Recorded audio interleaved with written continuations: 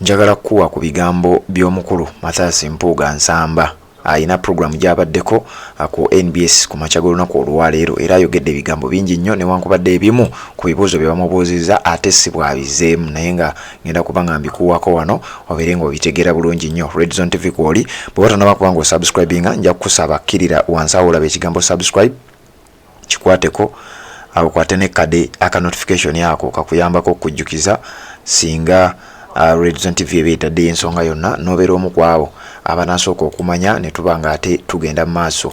Omukulu Mathias Mpuuga Nsamba ayina ebigambo byayogeddeko, ayina ebigambo byabadde annyonnyola, ayina ebibuuzo byabadde bamubuuza ku nsonga ezigenda mu maaso. Olwaleero bamuwadde bamukyazizza ku NBS era abadde n'omusajja amanyiddwa nga Simon Kagwanjala naye nga sinaba kubanga nkuwa ebigambo bya Mathias Mpuuga njagala ojjukire Simon Kagwanjala y'omu ku bannamawulire abavuddengayo ennyo ku mitimbagano nga balagira ddala nti basayidinga ne Mathias Mpuuga Nsamba n'abantu ba DP Block era bwe mbaserabidde Simon Kagwanjala oyo naye ekumala ebbanga lyonna yalinga muntu wa DP Block era byonna atujja kuba nga tubitunulamu tulabe naye Mathias Mpuuga bw'abadde ku NBS bamubuuzizza ebibuuzo ebyenjawulo anjagala kubanga njiye engeri gye nkuwaamu obutambi buno era nja kusaba ogende ne ku mukutu gwaffe ogwa Facebook ogwa Red Zone TV ojja kubanga ate ebirala obisangayo sayidi eyo. Mathias Mpuuga mabegakaawo ye ne munne amanyiddwa nga Abedi Bwanika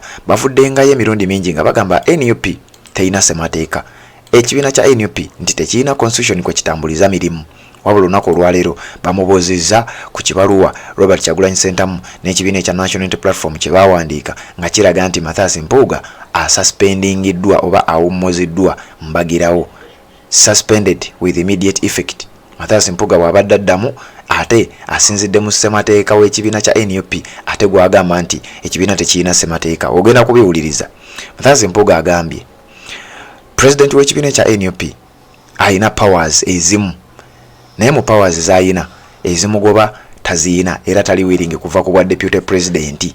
Jukira Robert Kyagulanyi Ssentamu bwe yawummuza oba ekibiina kya NUP bwe kyawummuza Mathias Mpuuga ku bwa commissioner yavaayo na replyinga ekibiina ekyo obintu bino nga bitandika bwe kyavaayo ne kimu accusinga oba ne kimunenya kukubba sente milioni 5 yavaayo na replyinga ate bwe bamuwandiikira ebbaluwa eraga nti bamuwummuza ku bwa deputy president teya replyinga wabula ate yaleeta mboozi nti Robert Kyagulanyi Ssentamu ali mu buwambe era naawe ngenda kubanga ntuukawo naye ng'ekibuzo kye basoose omubuuza ekyokubanga agobwa mu kibiina kya NUP Mathias Mpuuga bw'abadde annyonnyola agambye nti Robert Kyagulanyi Ssentamu president w'ekibiina ekya NUP ayina powers naye mu powers z'ayina ezimugoba ku bwa deputy president tazimanyiye okusinziira mu ssemateeka w'ekibiina ekya NUP kyokka ng'ebbanga lyonna ye ne munne Abedi Bwanika nga bwe nkugambye baludde nga bagamba nti NUP teyina ssemateeka. Kati nno wano ebibuuzo we bitandikidde kati ate ekibiina ekitalina ssemateeka ate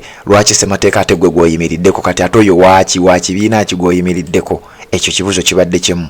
Ekibuuzo ekyokubiri kye bamubuuzizza era nga tetunaba kubanga tugenda okusukkawo bamubuuziza ku kibuuzo ekyeyagambira nti Robert Kyagulanyi Ssentamu ali mu buwambe. Bino nno bye nkugambye yabyogera oluvannyuma lw'okumuwandiikira nti awummuziddwa with immediate effect okubeera nga takyali deputy president ow'ekibiina ekya National Unity Platform mu Buganda. Ekibuuzo ekyo kimulemye okuddamu. Mathias Mpuuga bamubuuziza ku ekyo Robert Kyagulanyi Ssentamu ali mu buwambe atya osobola okutunnyonnyola butya bw'ali mu buwambe ategeezezza nti ekyo ekibuuzo si kikyo. Simon Kagwanjala ekibuuzo ekyo oba ensonga eyo egenda eri nannyini yo gwe nagigamba era yasobola okuba nga akitegeera lwaki ali mu buwambe. Eyo yengeri gy'abadde awamu ansa ye ku nsonga eyo. Jjukira ebigambo biri mu Buluzungu era ojja genda obiwulire ojja binnyonnyola nga nawe bonaaba obitegedde.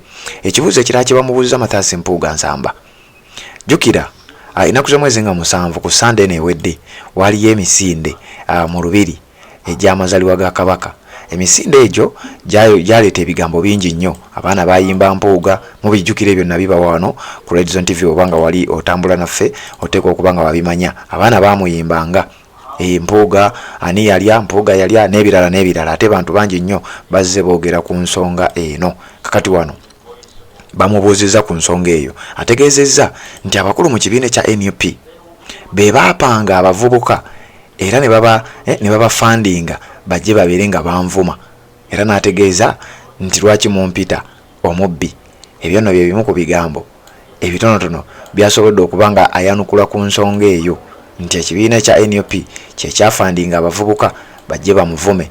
Naye nga jjukira naye yennyini bw'abadde mu kibiina kino ebintu bwe biti bibadde bibaawo.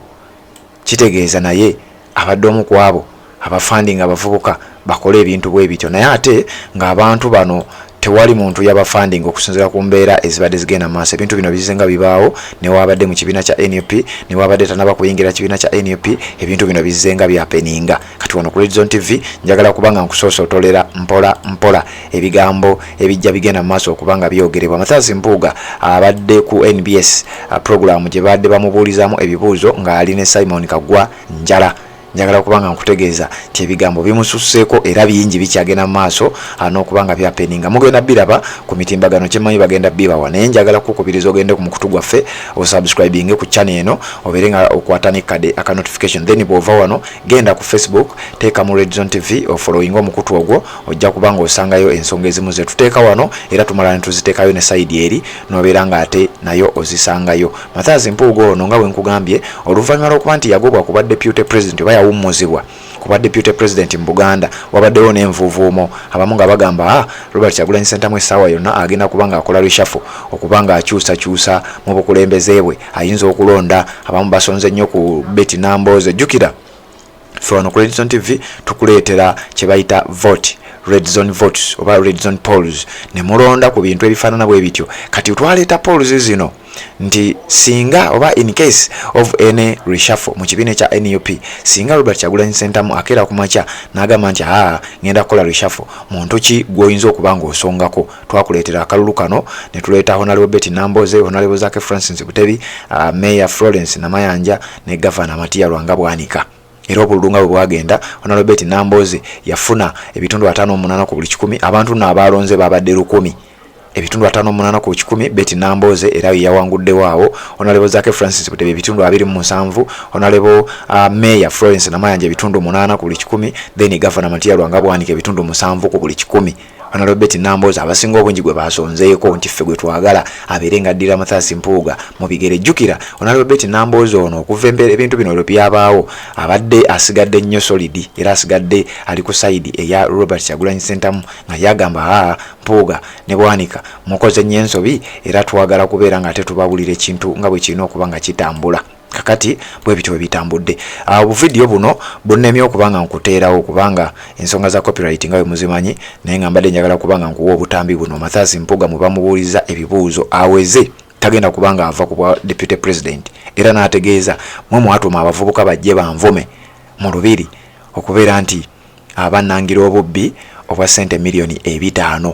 Era ayogedde ebigambo bingi nnyo, naye njagadde mbikutangaazeeko era nkulifalinga ogende obeere nga olaba kuba obutambi obwo nkugambye tugenda bukuteera ku mukutu gwaffe oba twabukuteereddeyo dda ku mukutu ogwa Facebook ogwa Red Zone TV. Njagala tuliziganye mu updates eziddako kubanga tukyakuweereza.